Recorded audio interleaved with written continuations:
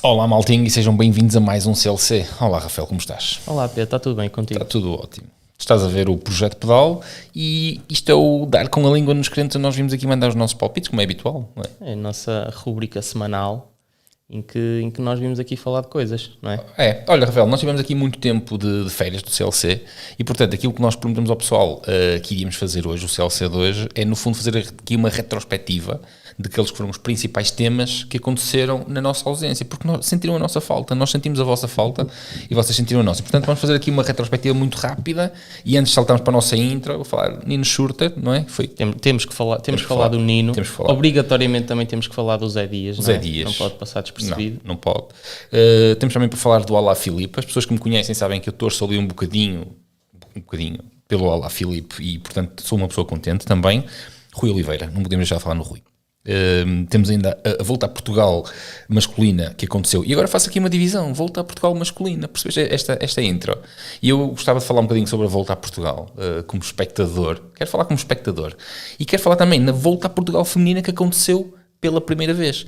Exato. Que curiosamente, por coincidência, adivinha, Rafael, quem é que nós vamos ter aqui para o CLC do dia 26? A Raquel, como já tínhamos dito, e as pessoas deixaram uma carrada de perguntas para a Raquel. E podem continuar a deixar. Que nós vamos selecionar as mais interessantes e a que achemos que ela irá desenvolver melhor. Mas sim, ela que esteve presente, venceu a Volta a Portugal feminina, ela melhor saberá falar um bocadinho disso. Mas nós, enquanto espectadores, e também teremos alguma coisa a dizer e também vamos falar um bocadinho disso hoje. Exatamente. Nós ainda temos também as vossas perguntas, não é? Que nós elegemos aqui, que é a pergunta, e eu acho que é das perguntas mais interessantes. Aliás, é um tema que nós andamos para falar há algum tempo, das perguntas mais interessantes que nos deixaram ficar. E aqui no que diz respeito às perguntas, nós vamos dedicar cerca de 15 minutos do CLC a responder às perguntas, por isso vamos ter que filtrar aqui muita coisa e os nossos patronos estão primeiro. Portanto, precisamente por causa disso, aliás, é uma coincidência, mas a pergunta, aquela que mexeu connosco, é precisamente uma pergunta colocada por um patrono nosso, lá no Patreon. E depois também temos, o que é que nós temos mais, Rafael? Como tema principal, iremos falar um bocadinho do Paris-Roubaix, a primeira edição que se fez do Paris-Roubaix feminino. Também. Porque há aqui alguns pontos. Os prémios monetários femininos mexeram com... Já falamos nisso. Exatamente. Mas há aqui alguns pontos que foram algo controversos e nós vamos dar a nossa opinião sobre isso. E pronto, isto está aberto à discussão sobre isso. E temos também a nossa rúbrica, porque nós agora vamos começar a meter por rúbricas, que é salada de fruta, onde dá para meter tudo. E nós lançamos o desafio ao pessoal a semana passada de nos mandar uns vídeos de umas quedas, e não é que o pessoal foi mesmo na onda e mandaram-nos vídeos de quedas. Pronto, e estamos aqui também para ver os vídeos, para rir se for o caso, para nos queixarmos deste lado também se doer só de ver. Exatamente. E vamos a isso. Portanto, Rafael, temos tudo? Está tudo. Pessoal, agarrem-se, ponham os cintos de segurança e sejam bem-vindos a mais um CLC.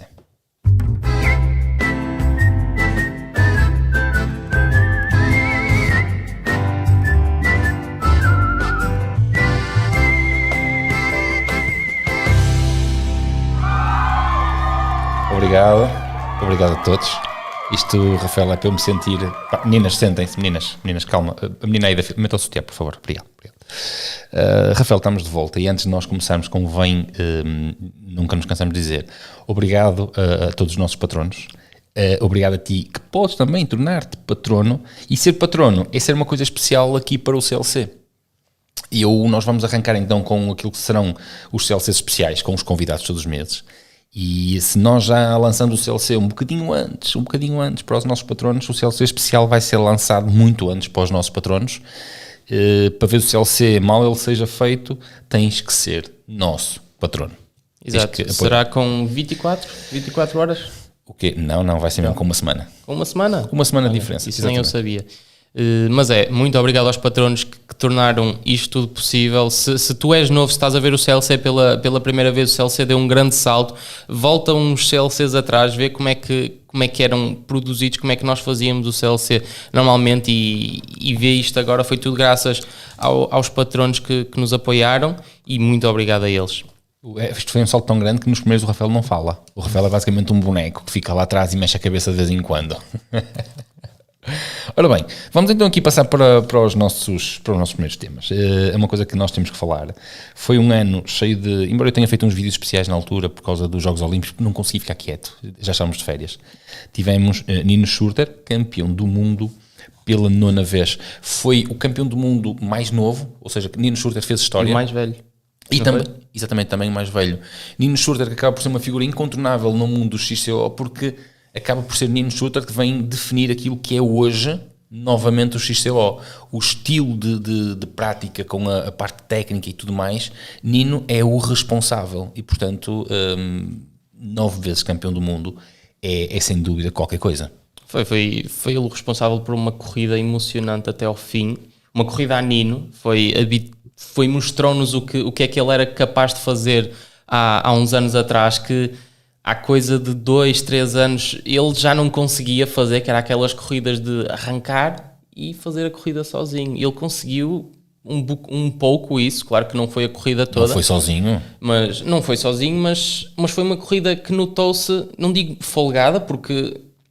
É difícil de explicar, mas claro que não foi aquelas corridas que nós víamos o Nino fazer de arrancar na primeira volta e fazer as 6 ou 7 voltas ou 8, as que fossem, sozinho, mas foi uma corrida que eu acho que ele teve sempre muito controlada e eu acho que ele a certo ponto ele sabia, eu vou ganhar isto porque está tudo a correr como eu quero que corra. Eu não vi a corrida assim tão folgada como tu viste, porque, quer dizer, ele ganha o campeonato do mundo basicamente ali na penúltima volta, na penúltima curva. Sim, mas claro que podia acontecer ali muitas coisas, não é? Mas eu acho que a corrida toda, como se desenrolou, eu acho que estava a apontar tudo para que aquilo corresse como ele queria. Claro que pronto, correu a favor dele, podia não ter corrido, e se ganhasse outro, era completamente bem entregue também, porque foi uma boa corrida, todos os atletas que estavam lá fizeram uma boa época, todos mereciam. O Flukinger, acima de tudo, o Flukinger, podemos dizer talvez que tenha sido o homem da época. Sim, acredito que sim. Mas isso também tens a Luana nas femininas que fez a época que fez, e no entanto no momento da decisão, não é? Nos grandes títulos. A questão é que quando dos Jogos Olímpicos houve muita gente a dizer, as pessoas sabem que eu sou fã do Nino, então picaram-me a dizer, o Nino está acabado, o Nino está arrumado, e eu pensava assim, esta gente não está a ver as mesmas corridas que eu, de certeza absoluta, porque um atleta que está acabado com a idade dele não faz o lugar que ele faz nos Jogos Olímpicos. Não é nada disso. E ele teve acabado no ponto de vista, é aquela coisa que acontece muito, eu acho que é muita mentalidade portuguesa. Eu até estive a falar com um atleta aqui há uns tempos e ele disse-me muito, se tu deixas de ganhar, acabou para ti, estás acabado. Não interessa se tu fazes quinto no meio daqueles leões. Estás acabado. Isso, já não ganhas, estás acabado. Pois é, tu podes ganhar 5 provas, perdes uma, já não és bom. Não, já foi. O outro é que já é bom. E eu acho que isso é muito mentalidade portuguesa e isso para os atletas, claro que os atletas nem aquecem nem arrefecem, porque eles depois chegam ao momento da verdade e o Nino provou que continua a ser um grande atleta. Não quer dizer que ele seja o melhor, mas é um grande atleta mesmo. Não, porque este ano foi um ano, no XCO foi um ano soberbo, em termos de Vítor Koretsky, que vamos falar dele mais à frente, fez um ano também brilhante, tendo em conta que o Vítor Koretsky é um miúdo. Acho que foi a melhor época, em termos de espetáculo, de...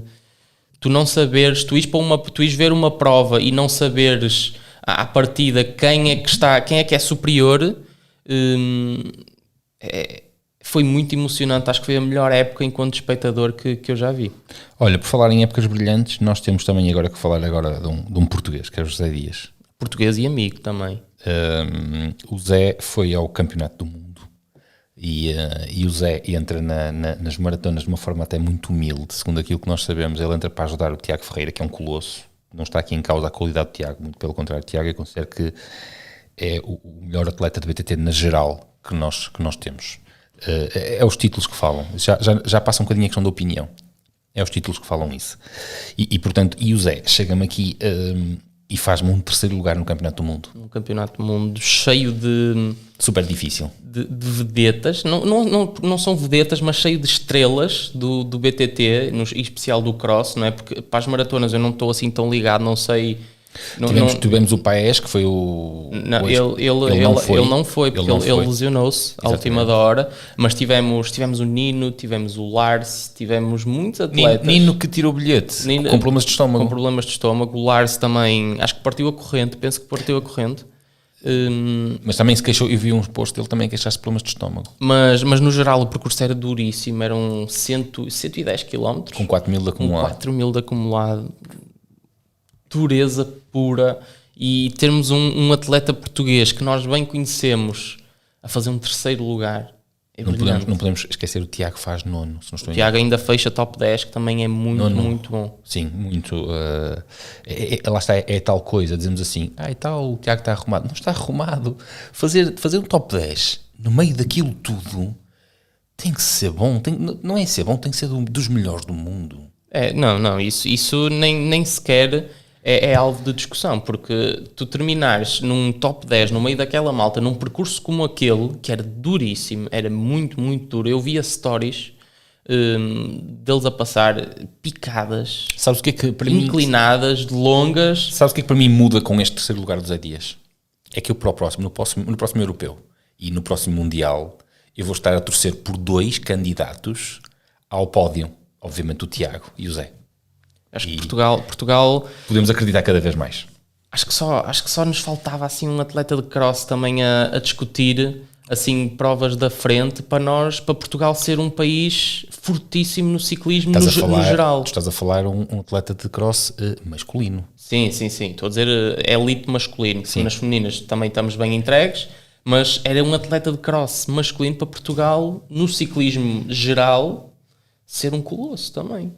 Nós somos bons na estrada, somos bons nas maratonas, nas elites femininas de cross também somos muito bons, na pista somos excepcionais, portanto só falta mesmo um elite masculino. Olha, vou trocar aqui a volta e para continuarmos aqui nos bons resultados, Tugas, eu vou ter que falar aqui no Rui Oliveira.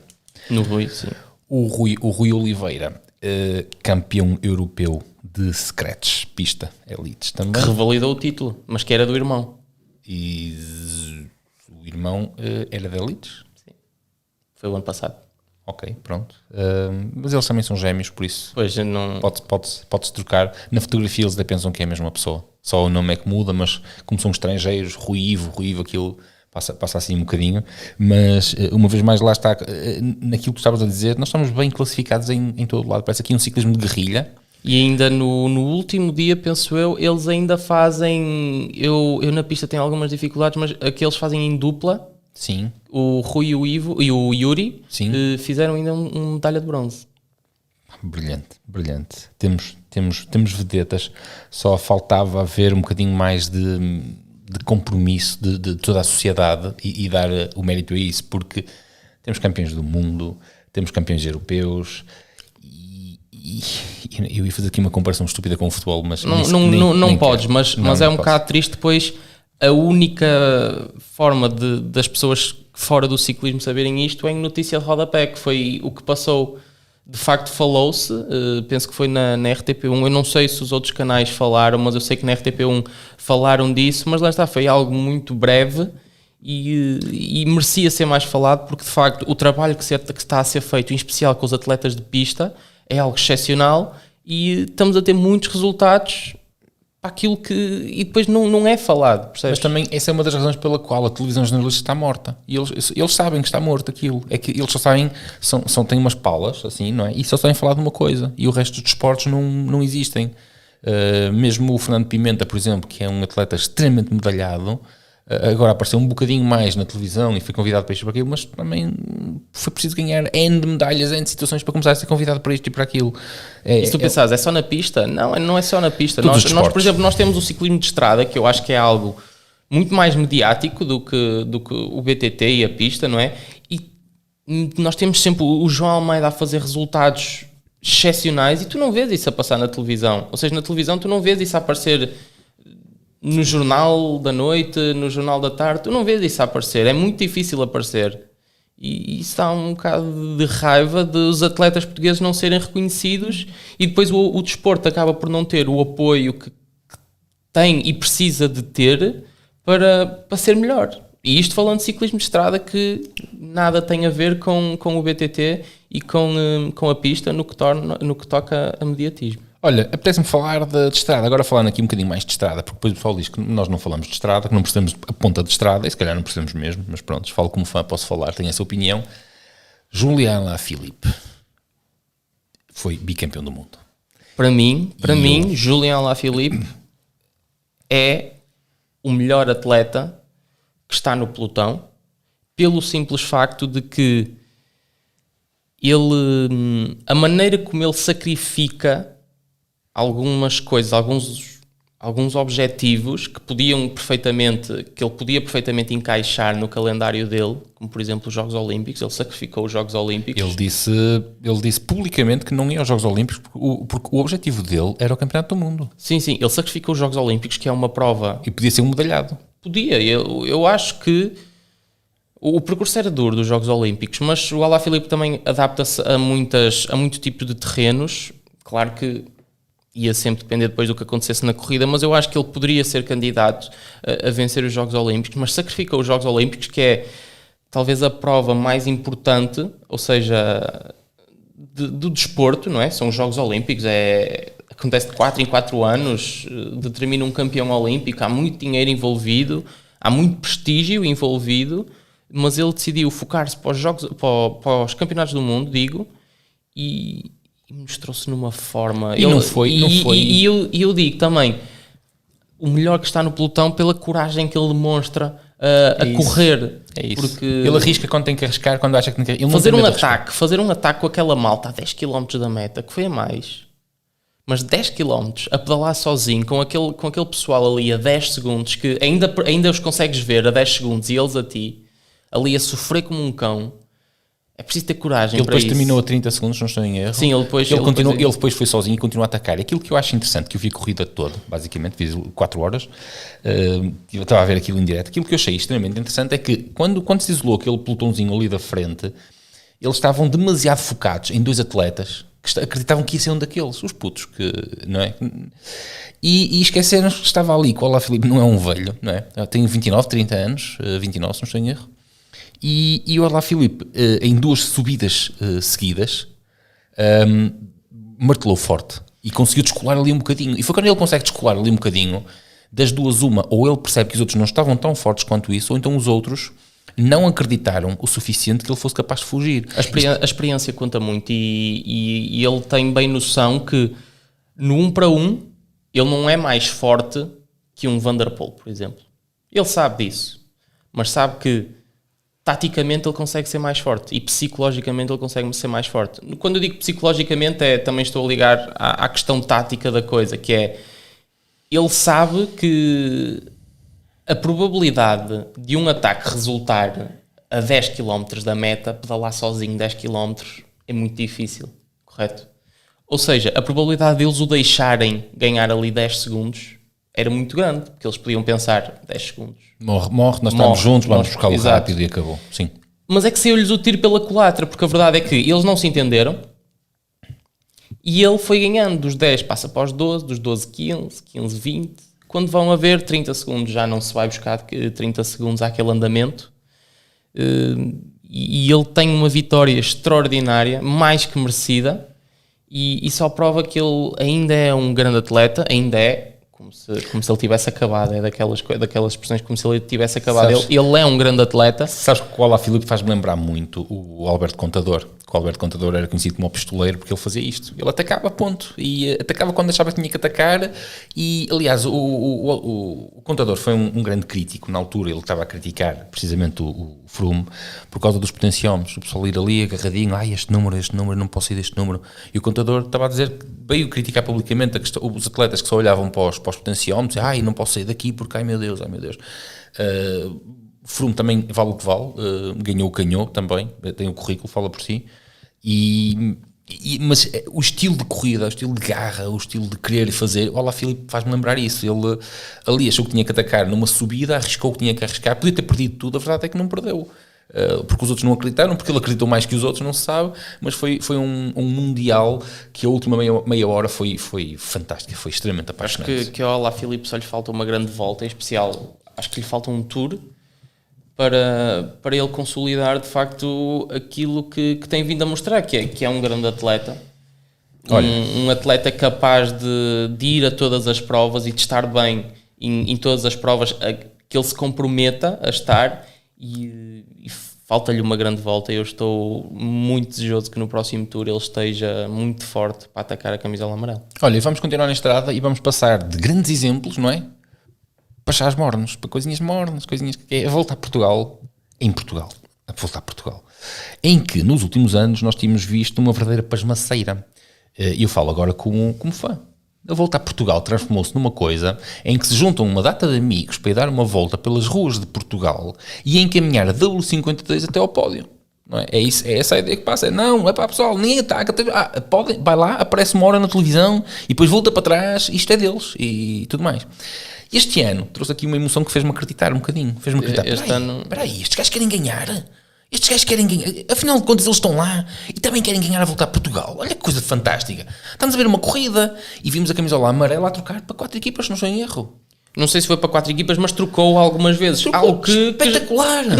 Que já não se via, pelo menos que eu me lembre, há algum tempo. Tanta luta era sempre, ok, camisola ia para o 52, se calhar trocava. Eu tenho que dizer aqui uma coisa. Duas vezes, mas depois bloqueava ali e ficava ali até ao final.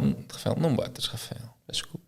E eu vou ter que dizer aqui uma coisa publicamente. Eu, apesar de ser um simpatizante do Futebol Clube do Porto, e as pessoas que me seguem no Instagram sabem perfeitamente essa simpatia que eu tenho, não é? Porque umas coisas... eu não digo que sou fã porque não sou daqueles gajos que descabela e que grita e que insulta outras pessoas. Pá, esqueçam isso. Não, eu gosto de desporto e o futebol consigo pôr-me à parte, mas eu tinha um carinho muito especial pelo Boa Vista. Porque eu andei 4 anos numa escola em frente ao Boa Vista e a antiga Recer Boa Vista era a equipa da altura. E aquela coisa de ver os ciclistas chegar e falar com eles da altura e tudo mais, para mim era uma coisa... E eu este ano, quando vi o Boa Vista, de amarelo, partiu-se-me o coração quando eles tiveram que abandonar. Partiu-se-me o coração. Eu estava a torcer, queres ver que o Boa Vista vai ganhar outra vez, vai ganhar uma volta por... não, pumba. E depois, a determinada altura, aquilo que transpareceu cá para fora, aliás, o próprio diretor da W52, Nuno Ribeiro, chegou a comentar isso, que os outros não se entendem porque o trabalho deles, eles só se preocupam, ou aquilo que passa para fora é que eles não querem deixar a W52 ganhar, eles não querem ganhar. Isto lá está, foi o que disseram de dentro da W52 e o que parece cá para fora, pelo menos é aquilo que nós tiramos, não é? Que as outras equipas não estão a trabalhar de facto para ganhar, não parece isso, trabalham para não deixar a W52 ganhar. Isto o que é que acontece? Há uma desorganização imensa no pelotão e a W52 tira sempre vantagem sobre isso porque... Parece que são os únicos organizados lá no meio. São os únicos. E isto tem-se mostrado nos títulos dos últimos anos. Realmente, parece que são os únicos. Estão lá, ok, vamos ganhar a volta a Portugal. Não interessa com que atleta, porque depois também é esta coisa, não sabes bem na volta a Portugal. Na W52 tu nunca sabes quem é que vai ganhar. Não, de facto eles têm ali uns pistoleiros que é, ok, ficas com a camisola amarela, defendemos-te a ti. É isso. Eles têm à partida aquele que... Certamente, porque faz parte da organização de qualquer equipa. Mas a verdade é que aquilo que parece é, pessoal, nós estamos aqui para ganhar. Com quem não interessa, estamos aqui para ganhar. E depois aquele que se apresenta melhor, o resto da equipa organiza-se, trabalha para eles, ponto final. E apesar de ter havido algumas críticas este ano, que eu vi isso, eles estão desorganizados, não sabem bem quem é que querem... foram eles que foram lá buscar a camisola, ponto final. E acabou, e opiniões, os resultados falam por si. Sim, exato, agora. E pronto. Rafael, volta a Portugal feminina. Agora sim, tocamos no cerne da questão, não é? Que aquilo pareceu tudo muito bonito, foi muito bonito nas fotos. Foi. E no vídeo também ficou engraçado. Foi. Dá-me a impressão. Nós tivemos então a primeira volta a Portugal feminina, que é positivo.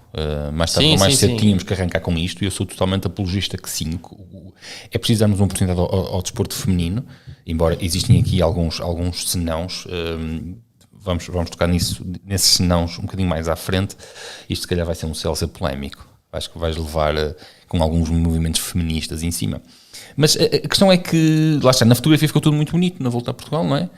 Se fôssemos analisar um bocadinho mais ali o cerne, aquilo dentro, nós percebemos que havia ali meia dúzia de atletas e depois o resto foi assim uma espécie de... Aliás, a minha avó chegou a ligar comigo a dizer: oh filho, estão-me a ligar, querem que eu vá andar de bicicleta, filho, o que é que eu faço? Eu digo: vó, diz que não sabes.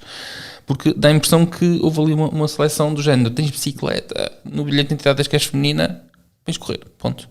Isto porquê? Para quem não está a perceber, o que se viu ali, de facto, muitas meninas juntas, e é muito bom, mais uma vez, temos que reforçar que está na altura de arrancar com isto. É importante haver desporto feminino, faz parte e é muito importante começarem a pôr as mulheres a praticar desporto. Mas agora nós tínhamos ali elites a correr com júniores, a correr com sub-23, O que é que isso quer dizer? a correr com masters. Quer dizer, pronto, mas Masters é subjetivo porque tu tens ciclistas que são Masters, ou seja, já têm mais de 30 anos, mas correm como elites e podes filiar como elite a vida toda, ok? E portanto és elite, enquanto nós temos o Valverde.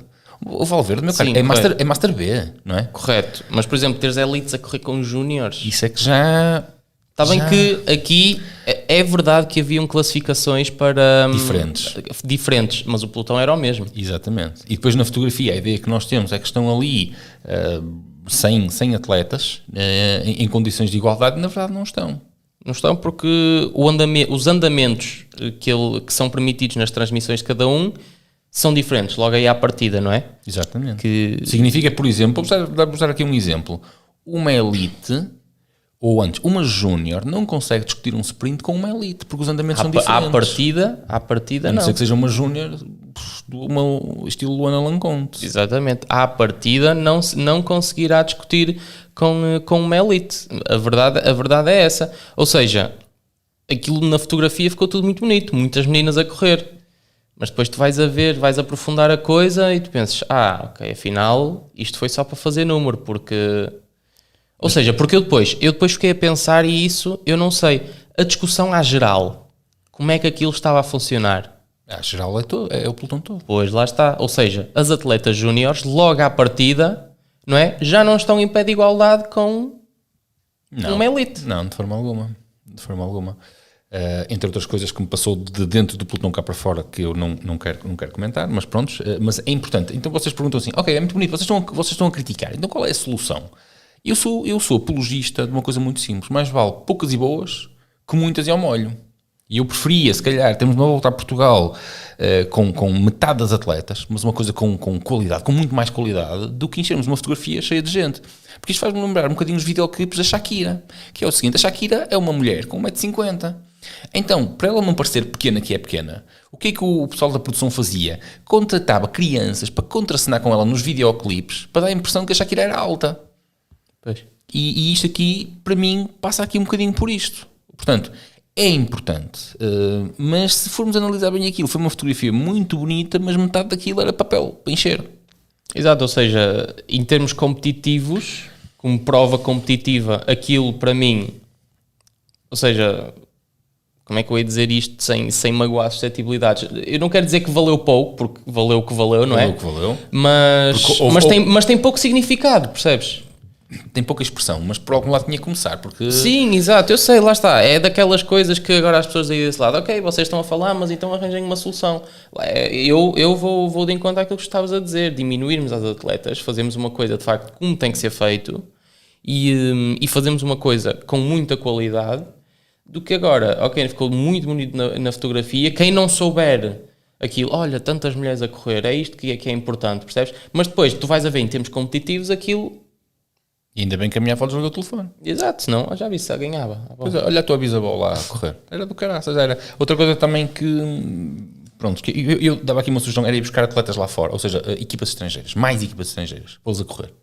Dar verdadeiramente potencial a isto, dar nome a Portugal com... Nós podíamos até ser uma referência no ciclismo feminino, não é? Podemos, ou seja, organizar uma prova com muita qualidade e buscar equipas estrangeiras e sermos efetivamente uma referência, ou seja, fazer para realmente ser e não para parecer. Que o ciclismo feminino está a ter um grande impacto no desporto, porque está-se a fazer cada vez mais.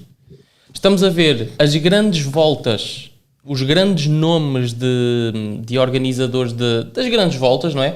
A fazer vertentes para as mulheres. O ciclismo feminino está a passar cada vez mais na televisão, porque também há cada vez mais provas a existir. Ou seja, nós estamos a ver cada vez mais as mulheres neste desporto.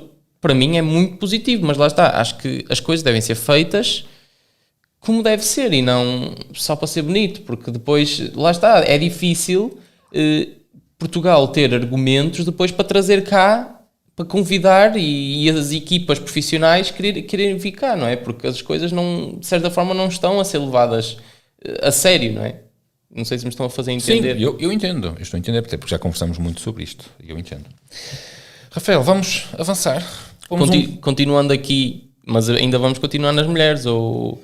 Mais para a frente na questão, nas questões. Não, ainda temos um tema. Queres ir para as questões e depois voltamos ao tema? O Paris-Roubaix. Exatamente. Ok, então temos aqui aquela que é a questão zona. Não, agora a notícia. Já estás a inventar. Pois, a notícia. E eu aqui, para falar do Paris-Roubaix, eu tenho que ir buscar aqui uma coisa. Isto continuando na questão, no tema das femininas. Exatamente. Então, aconteceu o primeiro Paris-Roubaix, como nós dissemos, na intro aconteceu o primeiro Paris-Roubaix feminino. E logo envolto em muita polémica, isto porque eu estou aqui precisamente aqui à procura também para nós podermos falar. Eu já tenho aqui alguns dados que eu recolhi, que desde já, Paris-Roubaix nos homens é capaz de ser das provas mais míticas, com mais espetáculo. Esta foi brilhante em condições terríveis, mas acho que foi uma prova brilhante. E também foi a primeira vez que houve nas mulheres. 125 anos depois fez-se uma edição para as mulheres. Pelo menos foi aqui o post que eu vi. 125 anos depois dizem ter feito a primeira edição para as mulheres. O Inferno do Norte. Começamos aqui pelo primeiro ponto. A prova dos homens tem de extensão 250, quase 258 km. Nas mulheres teve 116. Aqui são mulheres, mas as provas femininas reduzir tanto? Eu acho que tem a ver com questões logísticas mesmo, porque isto vai ao encontro daquilo que vem a seguir, e onde nós queremos tocar o ponto, e nós queremos falar aqui especificamente nos prémios, no prize money, que foi o que chocou muita gente. As pessoas passam logo à frente de tudo e mais alguma coisa e vão logo para o prize money. Posso falar eu sobre isto, Rafael? Sim, dizendo só falando aqui do prize money, só fazendo aqui que nas mulheres não ultrapassou os 7.000 euros. Foi, na verdade, ou seja, se somarmos há prémio do primeiro ao 10º lugar. Eu estou a dizer o prize money. Se somarmos tudo, as mulheres totalizavam um total de 7.005 euros, sendo que a vencedora levou para casa 1.535 euros. Já nos masculinos, o total do prize money foi de 91.000 euros, sendo que o vencedor levou para casa 30.000 euros. Okay? E então, esta diferença, 7.005, 91.000, chocou a comunidade feminina em geral e alguns masculinos. Antes de mais, é importante eu salientar aqui a minha posição em relação a isto. Eu não posso de alguma forma defender isto, ok? Esta diferença. Eu não defendo, mas eu compreendo que são coisas completamente diferentes. E as pessoas que apontam o dedo, como eu costumo dizer, quando tu apontas o dedo, Rafael, não sei se já reparaste, estás a apontar, a dizer a culpa é tua, mas depois há 3 dedos apontados a ti, não é? E as pessoas que eu vi nas redes sociais, a maior parte das pessoas que eu vi a criticar esta situação, são as responsáveis por isto ser assim. São em grande parte as responsáveis, porque quando nós, em ponto número 1, diz assim, é por causa disto que não há mais mulheres a pedalar. Eu digo, não. É por não haver mais mulheres a pedalar que os prémios são assim, que são as coisas ao contrário. Porque, digam-me, quantas mulheres é que vão para a berma de uma estrada bater palmas aos ciclistas? Quando existe uma prova feminina, quantas mulheres é que saem de casa e vão para a berma da estrada passar horas e até acampar para bater palmas às femininas? E qual é a mensagem que isto passa? O facto de não estarem lá mulheres. Os investidores, as marcas, que são quem pagaram isto, não é? Porque isto são patrocínios, dizem assim, vão ver uma prova e dizem, não está lá mulheres. Porquê que nós havemos de pagar para haver provas femininas se depois no público não estão lá mulheres? Então quem é que está? São homens? Então nós somos uma empresa de cerveja, nós somos uma empresa de roupa desportiva para o homem, nós queremos pagar as provas dos homens, porque são os homens que estão lá. E é assim que se faz, porque no dia em que começarmos a ver as bermas das estradas cheias de mulheres a aplaudir as atletas que estão lá, as marcas de artigos mais orientados para as mulheres vão perceber, então é no ciclismo feminino que nós temos que pôr dinheiro agora, então vamos pôr lá, em vez de andarmos a pagar para ocupar páginas de revistas tipo Maria e Kelly, e não sei como é que se chamam as revistas femininas, não compro nenhuma, portanto. Mas isto tem a ver com a parte do investimento no desporto, que as marcas orientadas para as mulheres não investem. Certo? Sim, estou completamente de acordo. Isto foi um tema que nós trouxemos para abrir aqui uma pequena discussão que no fundo, a discussão da nossa parte está feita, porque... Deixa-me colocar isto aqui de outra forma, que isto é típico, o treinador de bancada. Eu adoro treinadores de bancada, só que não, estou a ser sarcástico. Que é o treinador de bancada que é um gajo que não pratica, não é? Aquele gajo que nunca pisou um relevado para jogar futebol, agora indo aqui buscar o futebol, nunca pisou um relevado, mas o gajo da bancada percebe daquilo mais que os jogadores, mais do que os outros todos, não é? Isto por acaso até me veio à cabeça alguém que nunca vi numa prova, mas quando é para falar de desporto é o primeiro e é o rei, essa porra toda. E o que é que eu quero dizer com isto? Agora perdi-me aqui um bocadinho na coisa, estava a querer dizer e perdi-me. Já sei o que quero dizer. Quando alguém vai para atleta, não vai a pensar no dinheiro que eu vou ganhar. Quando alguém começa numa formação e começa a ir para atleta, vai pelo amor a ser atleta, vai por coisas que nós próprios não percebemos às vezes porque os atletas estão lá a sacrificar-se, a fazer aquilo tudo. Exatamente. E portanto as pessoas é que pensam ao contrário, pensam, o prémio é pequeno, por isso é que não há mulheres a praticar ciclismo. Não, como se alguém com 8 anos de idade pensasse, eu vou meter a minha filha no ciclismo, ora bem, porque os prémios são assim, são assados. Não, isso é o pessoal mais burro do futebol. Eu vou meter o meu filho do futebol porque ele vai ser um craque e vai-me pôr a mim como o Cristiano Ronaldo pôs a Dona Dolores, não é? No fundo, muita gente pensa assim. Muita gente pensa assim. No ciclismo e nos outros desportos não se pensa dessa forma. Os jovens descobrem o desporto, querem praticar desporto, há ali um amor, há ali uma paixão. Nenhuma daquelas atletas que fez o Paris-Roubaix, nenhuma das atletas fez aquilo por causa do prémio. Elas fizeram aquilo pela oportunidade de estarem no Paris-Roubaix. Pelo prestígio, exato. Pelo prestígio, ok. A vencedora entrou para a história, todas aquelas mulheres entraram para a história. O orgulho de poderem estar ali, não há dinheiro que o pague. Não, e pronto, isso do dinheiro será para sempre uma discussão no desporto, porque infelizmente as mulheres, e não é infelizmente, as mulheres ainda no que toca a desporto são desvalorizadas, isso é ponto assente e é a realidade que vivemos, não é? Talvez porque não há mulheres a praticar desporto. Mas isso são questões mesmo sociais de raiz, porque sim, eu sei. As mães criam as meninas a dizer, tu não podes fazer isto porque tu vais vestir sainha, porque tu vais aprender a cozinhar, não, que isso é coisa de meninos, e ainda existe muito esta mentalidade. Depois as mulheres não aparecem no desporto porque também não nascem lá. Se desde pequenininhas não tiverem essa oportunidade e forem formatadas para serem donas de casa e forem formatadas, mulher tem que ser dona de casa, mulher tem que ter filhos, mulher tem que ter isto, não vai haver mulheres no desporto. Não, isso são questões será para sempre, eu acho que cada vez mais. Não acho que seja para sempre, não é para a nossa geração, mas é uma questão sociocultural e este é o problema que depois se manifesta desta forma que nós vos mostramos. Continuando, não é? Continuando. Prosseguindo. Vamos dar um salto para as questões. Vamos para as nossas questões, também já está na hora. Exatamente, isto já vai longo, Rafael. Chutei as nossas questões. Começamos então pelos patronos, se calhar, não? Vamos começar pelos patronos, então. E eu tenho aqui o Tex Asas do Pedal, nosso patrono, a dizer que já sentia saudades nossas. Nós também já sentimos este bocadinho de contacto que temos com quem nos faz perguntas. E ele coloca a questão. Uma ideia, que tal uma rúbrica do pessoal enviar fotos de bikes de BTT, por exemplo, e fazerem um pool da melhor foto por CLC? Ou, por exemplo, o pessoal fazer um vídeo ou um texto de um produto sugerido de algo que acha que vale a pena, ou um do-it-yourself, que seja diferente e numa outra situação tenha resultado. Força e abraço. Eu achei isto muito bom. Nós agora até temos uma rúbrica que é o Salada de Fruta. Salada de Fruta, sim, que pomos para esse lado. Coisas que vocês nos enviem, podem ser fotos, claro que não, agora vou mandar fotos em frente ao espelho também, não é? Não, se quiserem, talvez vídeos, fosse mais o nosso tema, vídeos para nós também podermos reagir àquilo que vocês fazem, acho que era mais interessante. Se quiserem mandar vídeos, mandem por WeTransfer para projetopedal@gmail.com e nós certamente conseguimos encaixar facilmente isso na salada de fruta, como vocês vão ver, vai ser uma verdadeira salada de fruta, não é? Temos aqui uma outra questão. Queres que eu coloque já esta aqui? Porque esta é a nossa questão zona. Não, então se calhar vamos para as outras e deixamos esta para o final. É, porque o Tex Asas do Pedal colocou-nos aqui aquela que nós elegemos como a questão zona, que nós queremos conversar e discutir, Rafael. Mas já vamos, então, começando aqui pelas perguntas que nos deixaram no YouTube, desde já, se queres ver a tua pergunta respondida, podes colocar aí nos comentários ou através do Patreon, nós damos prioridade sempre aos patronos, mas se tu não és patrono, podes sempre deixar a tua pergunta nos comentários que nós iremos selecionar algumas e se a tua for selecionada, nós iremos respondê-la. O Ilídio Faria pergunta: que manutenção deve ser feita a uma bike de montanha, suspensão total, que anda em montanha 2 a 4 vezes por semana? A vossa visão de manutenção semanal, trimestral e semestral a efetuar. Obrigado.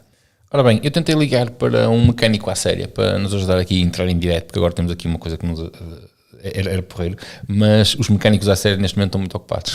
Pois devem estar a ser mecânicos. Devem estar a ser mecânicos e, portanto, à hora que nós estamos a gravar isto não conseguimos falar com ninguém, não é de toda a nossa área, mas acho que lá está, a manutenção de uma bicicleta está sempre de acordo com a utilização que nós lhe damos. Exatamente, mas tu dizes aqui 2 a 4 vezes por semana, já é alguma utilização. Exatamente. Isso é para uma bicicleta estar na oficina pelo menos uma vez por mês. Exatamente, pelo menos uma vez por mês, depois também depende das voltas que tu vais dando com ela. Verão, inverno, tem muita lama, tem muita lama. No inverno a manutenção pede-se sempre mais por causa da lama, das areias que ficam agarradas à transmissão, à corrente, aos diversos componentes da bicicleta. Há que sempre ter muita atenção a isso. Nós em especial, por exemplo, sempre que temos alguma competição, nós tentamos fazer uma pequena revisão à bicicleta só para ver se está tudo ok com a bicicleta. Mas eu acho que para quem faz um uso da bicicleta dito normal, ou seja, lá está, as 2 a 4 vezes por semana, uma vez por mês pelo menos, se calhar no inverno estás mais atento a isso, lavares a tua bicicleta sempre que terminas, não digo sempre que terminas uma volta, mas sempre que vês que a tua bicicleta ficou mais suja ou lá está, agora no inverno, por exemplo, sempre no final de uma volta, passares numa bomba de gasolina que tenha lavagem automática, não é?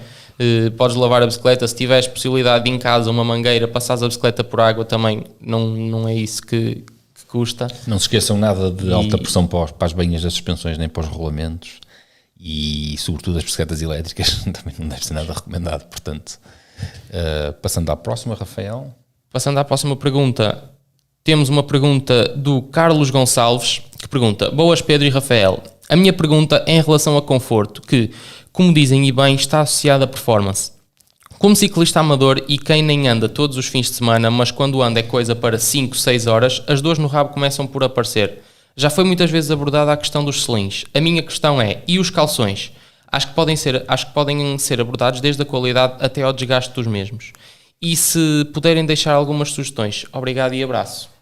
Ora bem, os calções por acaso é uma coisa que eu muitas das vezes falo ao pessoal. O pessoal acha que compra os calções hoje e os calções são para o resto da vida. Já há essencialmente 3 estilos de carneiras: de espuma, que são as mais fracas de todas, as de silicone ou gel, e as de carbono, de fio de carbono, que são as que têm depois mais densidade.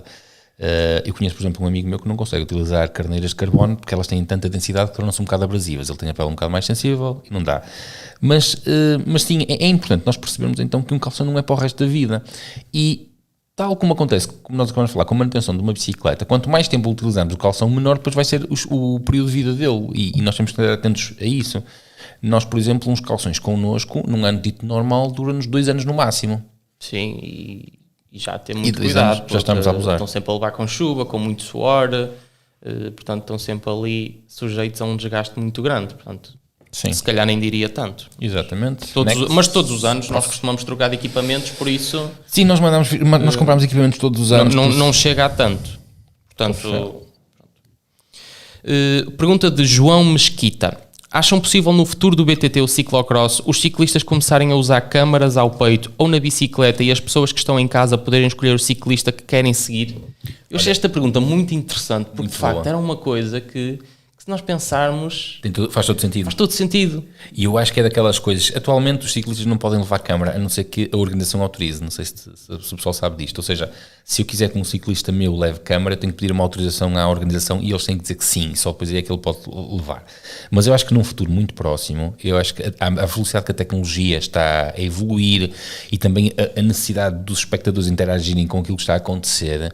Eu acho que francamente que sim, que num futuro muito próximo nós vamos ver ciclistas com câmaras e nós em casa podemos optar que ciclista é que nós queremos seguir. Exatamente, e sentimos no meio da corrida. Eu acho fantástica a ideia. Porque muitas vezes, a maior parte das vezes, quase sempre tu vês os atletas da frente, não é? Mas pode haver um ou outro atleta que tu tenhas curiosidade, por exemplo, atletas portugueses, muitas das vezes tu tens, olha, deixa-me ver como é que está a correr a corrida dele. Selecionas o atleta e estás a acompanhar a corrida dele. E acho que isso seria muito interessante, tal como não desta forma, mas por exemplo na Fórmula 1, não é? Exatamente. As pessoas não podem selecionar, mas cada carro tem a câmara e tu podes ouvir o que se está a passar no carro e o que eles ouvem e estão a transmitir à equipa, que eu acho que é uma coisa muito engraçada. Na estrada eles utilizam câmaras, que às vezes eles selecionam atletas que metem com câmaras e depois tu podes ver o que se passa, por exemplo, como é que é estar num pelotão, que às vezes através dessas câmaras nós conseguimos ver o quão assustador é estar num pelotão, por exemplo, numa chegada ao sprint. É muito fixe, acho que podiam fazer isso no cross e no ciclocross. Sim, eu acho que sim, acho que faz todo sentido e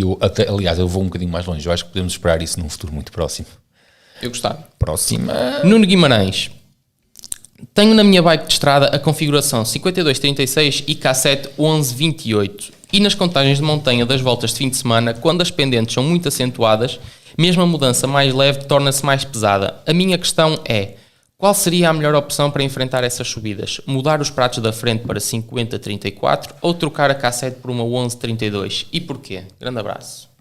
Ora bem, eu até vou falar de experiência própria, porque eu já tive a configuração, eu tinha uma bicicleta que tinha 11.32 atrás e à frente tinha 50.34 e o 50.34 era muito curto mesmo, muito, muito curto, ou seja, naquelas alturas em que tu tinhas que rolar um bocadinho mais, o 50.34 mostrava-se insuficiente, a relação perfeita para mim, sem sombra de dúvida, que é um pedaleiro 52.36 e depois atrás uma K7 11.32. E eu acho que é aquela relação de transmissão que dá para Portugal inteiro. Dá para nós irmos para o Alentejo rolar forte e feio, dá para nós irmos aqui aos Jerez fazer Pinquens e Ermida. Exato. Com algum sacrifício. Porque se tirares à frente, tu vais perder muita velocidade de ponta, tu vais ter muita dificuldade a rolar Sim, o 50-11 fica curto. Enquanto que se mudares atrás, puseres um 11.32, vais sentir ali mais disponibilidade. Podemos estar a falar só de dois, parece que são só dois dentes à frente, mas não são só dois dentes à frente, faz mesmo muita diferença. E portanto, eu se fosse a ti, punha um pedaleiro, ou pelo visto já tens, não é? 52.36 e atrás punha uma K7 11.32. Tenha atenção, fala com o teu mecânico, porque o desviador pode não ser compatível, pode ser de caixa curta. Rafael, vamos à questão aqui. À nossa questão zona, então à questão que nós selecionamos como mais interessante, talvez, e vamos responder a essa. Ora bem, o Ted Asas do Pedal coloca-nos aqui a questão no Patreon, que é, pergunta CLC, na vossa opinião, o que leva atletas como Samuel Gaze, Tom Pidcock, Matthew Van Der Poel, Christopher Belvins e mais recentemente Vitor Koretsky a sair para a estrada? Será apenas só pelos euros?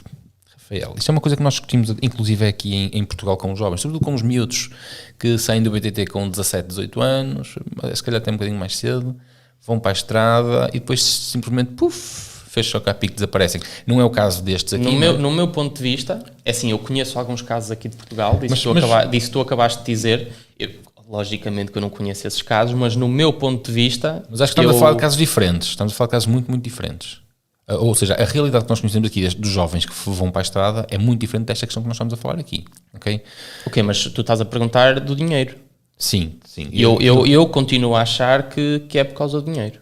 Sim. Eu acho que as equipas de estrada, por exemplo, nós estamos a falar do Matthew Van Der Poel, a equipa do Matthew Van Der Poel, penso que é... Qual é o escalão dela? É para o Continental. Para o Continental, ou seja, nem o World Tour, percebes? Nem o World Tour mas eu acho que ele deve ter ali um contrato absurdo com o Van Der Poel, em particular, não é? Atenção que o Van Der Poel pôde ter lugar houve uma equipa Pro Tour que acabou precisamente porque o Van Der Poel não aceitou o contrato com eles, porque supostamente eles iam para eles e atrás dele ia um nível de patrocínios, porque também é essa questão, não é? A equipa dele vive à custa dos patrocínios de ter o Matthew Van Der Poel. Um dia que ele sai para outra equipa, certamente a equipa onde ele está perde esses patrocínios, porque há atletas que são cabeça de cartaz e levam com eles dinheiro. Mas eu acho que a questão é vista ao contrário, é porque que, por exemplo, um ciclista deixa o BTT para ir para a estrada, porque nós podemos dizer, mas ele gosta de BTT, mas ele também tem que comer e viver, não é? E quando estamos a falar destes atletas, não é? Nós não estamos a falar de problemas financeiros, não é? Que esses atletas vivendo do BTT, eu acredito que eles vivam bem, não é? Agora, que estamos a falar de números completamente diferentes na estrada, estamos. Então lá está, estamos a falar de dinheiro. Assim, estamos, mas não é tão extremo como tu estás a dizer, como tu dizes, tem que comer. Não é tão extremo assim, não é? Foi uma forma de falar. Mas claro que na eu acredito que eles devam ganhar 10 vezes mais. Sim, Esses atletas que estão aí, 10 vezes mais. Sim, mas para responder diretamente à questão, sim, é uma questão de dinheiro. Eu acredito piamente que é uma questão de dinheiro. Já aqui os casos, já agora para concluir, os casos que nós vemos aqui dos miúdos, acho que tem a ver com outras questões, tem a ver com a falta de... Mas também de dinheiro. Sim, tem a ver com dinheiro, porque... No BTT o que se ganha aqui é zero. É zero, exatamente. E na estrada eles, meia dúzia de trocos, não é? Tens uma equipazita ou outra que te dá uns prémios de pódios, ou então dá-te ali uns trocositos por mês. E aqui, atenção que estamos a falar de dinheiro, se calhar as pessoas ficam com outra ideia. Vem aí uma equipa qualquer de sub-23 e diz, onde é que eu dou 100 euros por mês, dou 200 euros por mês. E os miúdos vão porque... vocês agora se calhar estão a dizer 100, 200, estás parvo. Não, é realidade. A questão aqui, os que ganham, atenção. As equipas que têm possibilidade de pagar isso. Os que ganham. A questão aqui é que se vocês se pusessem na pele de miúdos que estão atrás de sonhos, eles pensam, olha, eu aqui não recebo nada, ali recebo 200 euros. É mais 200 do que ele estava a ganhar na altura, e muitas das vezes eles depois têm... A equipa fornece-lhe bicicleta, algumas despesas pagas, correr aqui, ali e aquele outro, e depois é sempre ciclismo de estrada, não é? Que para o bem e para o mal está sempre a dar na televisão, não é? Tem a ver com uma estrutura semi-profissionalizada, pelo menos no que diz respeito a aspecto e a estrutura como as equipas estão organizadas, porque têm sempre mais dinheiro, que no BTT isso não acontece. Que é uma das lutas que nós queremos fazer, que nós estamos a tentar lutar contra isso, e posso-vos dizer, por exemplo, que a maior dificuldade que nós temos é conseguir captar investimento, patrocinadores, não é? Porque vocês vêm para aí equipas com muitos patrocinadores colados na camisola, mas se calhar se eu vos for a dizer quanto é que esses patrocinadores que estão colados na camisola valem em financeiro para fazer aquilo, vocês sentam-se e pensam, estás a brincar, não estás? E basicamente as equipas andam a dar imagem, a dar imagem, mas são outros 500. Nem está, as coisas estão organizadas de uma forma diferente e conseguem captar os miúdos também por aí, porque efetivamente conseguem pagar alguma coisa.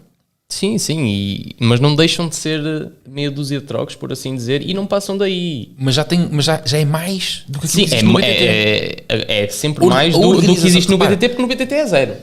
A organização... Isto cá em Portugal. Sim, a organização e o pouco que conseguem dar é mais do que existe no BTT. E sim, aqui, nestes escalões, estamos a falar de contratos onde eles vão ganhar duas, 3 vezes mais, quase de certeza. E para um atleta, pensa assim, eles acabam a carreira aos 35, 40 anos. Portanto, aquilo que eles conseguirem ganhar mais por ano, numa época, é mais um bocadinho, mais um pezinho de meia que eles conseguem fazer. Exatamente. Viver um bocadinho melhor. Nunca se esqueçam disto. Um atleta termina uma carreira por 35, 40 anos e depois atletas de ciclismo vão fazer o quê? Vão abrir uma loja de bicicletas, vão trabalhar como mecânicos, vão para massagistas, é esse tipo que se espera, embora agora acho que estamos a viver um estilo de ciclismo relativamente diferente, mas também com mais problemas. Quando temos miúdos com potencial, simplesmente a abandonar, porque efetivamente percebem que aquilo não se está a dar nada e faculdade, e acho que fazem bem, porque eu que sou eu, ao meu filho fiz a mesma coisa. Meu filho, isto não, como atleta não dá nada, mas é estudar, ponto final. E portanto, foi isso. E terminamos aqui a nossa questão zona.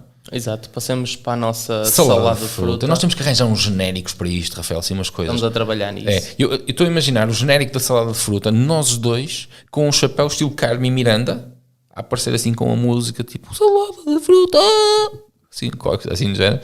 Fica a ideia. Ora bem, na nossa salada de fruta hoje não temos muito. O que é que nós temos? Nós temos aqui uns tomos que o pessoal nos mandou. É que a semana passada nós dissemos ao pessoal, se vocês gravarem aí uns tomos com o pessoal, mandem-nos porque...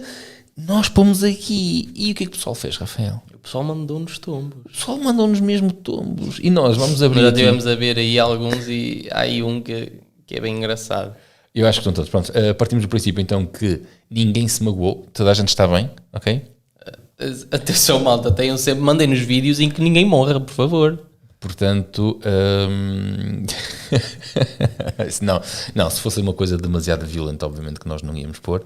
E portanto, deem-me aqui um segundo. Vamos abrir aqui o primeiro. Então, este primeiro foi enviado pelo André Ribeiro. E o André Ribeiro deve ter estado presente numa prova e... Pum. Mas o som desse é engraçado, não há som? Ação. Queres que eu ponha aqui o som? Então vamos pôr novamente, mas desta vez com som. Eu não sei... Então, Matilde! Eu não sei se era a Matilde. Não, Matilde! Mas a Matilde foi ao chão. Pelo que percebemos, a Matilde continua a prova. E espero que a Matilde esteja bem. Temos agora aqui o Carlos Figueira. Queres comentar algum sobre este último? O que é da Matilde? Sim, da Matilde. Não sou eu só achei desse engraçado o som. Então, temos aqui o Carlos Figueira, manda-nos aqui também gravar cuidado. Alguém trocou os travões, trocaram-lhe os travões. Opa, é sempre difícil. Reparem que nós, quando olhamos para a queda, é um erro básico. É um erro básico de rigidez em cima do selim, ali agarrado em cima do selim. Porque, por exemplo, aqui, e não sei se é o Carlos Figueira que cai, ou se é um amigo aqui do Carlos Figueira, se ele tivesse relaxado um bocadinho, rabo para trás do selim, nada disto tinha acontecido. Mas espero que estejam todos bem.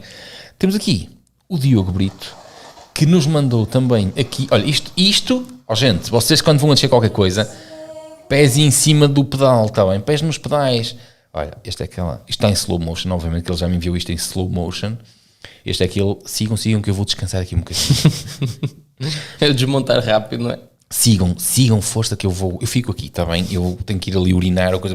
Isto no fundo, isto não é uma queda, isto é cada um desmonta como quer. Exatamente. É desmontar rápido. Aqui atrás já vi um vídeo do Mário Costa, onde ele vai atrás de um praticante num NGPS ou Epic GPS, qualquer coisa que ele fez. Não foi num NGPS e ele manda-se ao chão quando...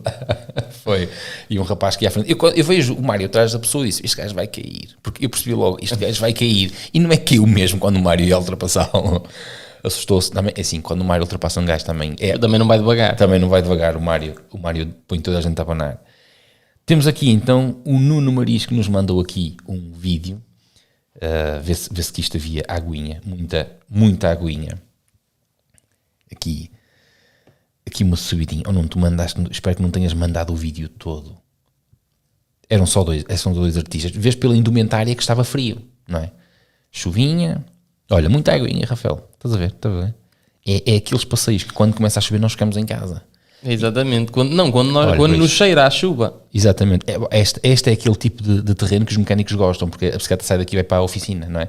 Porque se tu tentas lavar uma bicicleta em casa assim, ela no dia seguinte é só barulhos por todo lado, lavaste e tudo mais, mas aqui espero que eles tenham chegado sequinhos a casa, porque muita água nos trilhos, mas pouca... Olha! Ele bem tentou chegar seco a casa, mas não foi possível. Não foi possível. E portanto, olha, mais água, mas também aqui já está ali parado, já está perdido por 100, perdido por 1000, não é? E é tudo aqui da nossa salada de frutas. Tens alguma coisa para acrescentar, Rafael? Não, demos início ao CLC, por assim dizer. O outro foi só uma breve contextualização do que se passou e do que se vai passar. E este sim foi o primeiro CLC e acho que correu bem. Malta, obrigado aos bravos que ficaram até aí. Fiquem para aí. Continuem a deixar perguntas para a Raquel. Exato, a Raquel vem dia... A Raquel vai estar connosco dia 25 e o CLC para os patronos sai dia 26. É isso mesmo. Deixem-me só confirmar. Exatamente. E posso adiantar aqui uma coisa, que eu não vou adiantar muito mais. Nós temos notícias bombásticas que vão ser reveladas pela Raquel aqui no CLC. Exatamente. Mais para a frente nós dizemos o que é que vai acontecer. Mas algo inédito. Exato. Não é? A Raquel tem nós algo tivemos muito bom. o privilégio de mais para a frente, vocês vão perceber. Exatamente. Nós também estamos muito ansiosos. Mesmo. Mas no CLC em que a Raquel vem cá também vamos ter grandes notícias para apresentar. Portanto, é isso. Exato. Muito obrigado por terem estado aí para mais um CLC. Para a semana cá estamos, terça-feira às 9, não é? Exatamente. A hora não mudou. E fiquem bem e voltamos no próximo CLC. Sabes que eu ainda não estou habituado com isto e eu devia ter posto a música mais cedo. Devias ter posto mais cedo, mas pronto, para brincar tu sabes brincar. Exatamente. Agora, para fazer as coisas como devem de ser... Isto só correu mal porque eu queria ligar para um amigo meu, tal mecânico, e o gajo ligava, entrava em direto aqui e vocês ouviam a coisa dele, só que eu liguei, ele manda-me uma mensagem a dizer: Pedro, não posso atender agora, posso ligar mais tarde? Eu vou gravar agora, não podes ligar mais tarde, é para o raio que te parte. É isso. Portanto, pessoal, fiquem bem.